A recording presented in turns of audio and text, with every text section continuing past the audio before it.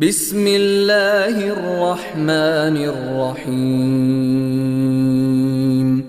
إذا زلزلت الأرض زلزالها وأخرجت الأرض أثقالها وقال الإنسان ما لها يومئذ تحدث أخبارها بأن ربك أوحى لها يومئذ